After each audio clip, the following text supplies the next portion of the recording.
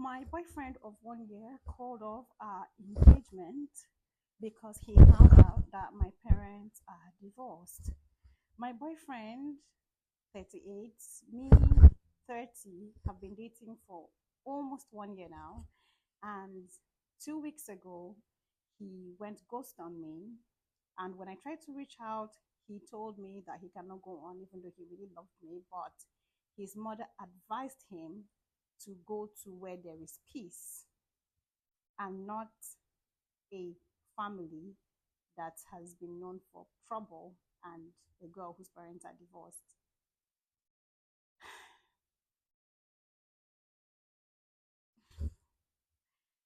This is the second story like this that I'm seeing this week. So it's actually a very long story, and I don't want to start reading the details of it, but it's very similar to the one I saw on, was that an Insta blog? That was like 3 days ago. And I don't feel sad for the girl. I don't even feel sad because it shows you the kind of person you're dealing with. And I know that we've been conditioned in our society to aspire to marriage as young women.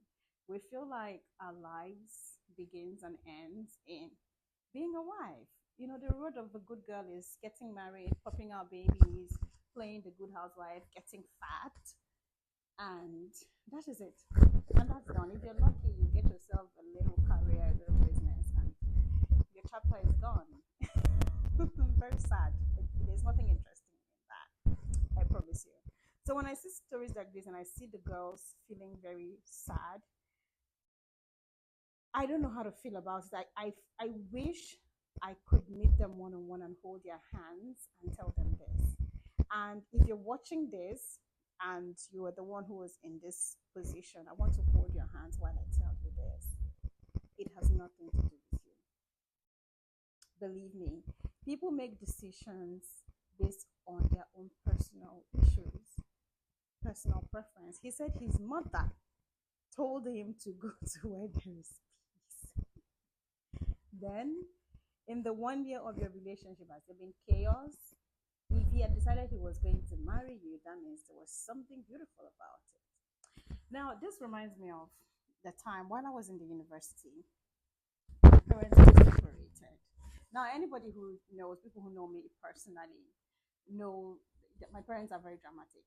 They've been married for 43 years, still married, but they've had a very, very dramatic marriage. There's nobody around, our cousins, our aunties. I don't know how dramatic my parents can be. Sometimes I feel like their greatest undoing was them marrying each other for love. I feel like it would have been better if they married each other for other reasons. So because they married for love, every little thing is a problem. Every little thing is a trigger. Oh, there was the way that man was looking at you. Oh, there was the way that girl was looking at you. These are the kind of people in a society that wants to blame the child in that equation that had absolutely no right, no power, that could do nothing about that situation for things that happened with his or her parents. Nobody talks about the trauma that children in situations like this go through. Imagine being in secondary school and you're dealing with so much trauma because your parents are so chaotic that you try to avoid people. You don't want to mingle, you don't want to talk to people. It's a lot. It takes growing up and unlearning and reintegrating yourself to society. It basically it shifts something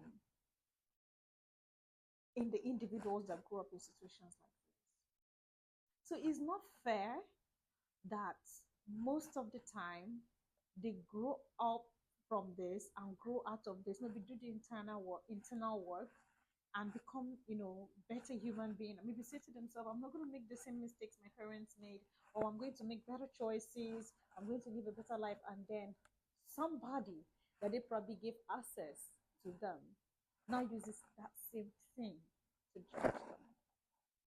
When I saw that message, I was really sad because it was like, first of all, I know it could never be me. Um, but secondly, I know exactly how that feels. And it is very unfair. It is very unfair on the individual. It's not their making. But on the second thought, like I always say, if you're going to a battlefield, who best to go to war with than somebody who has been there, somebody who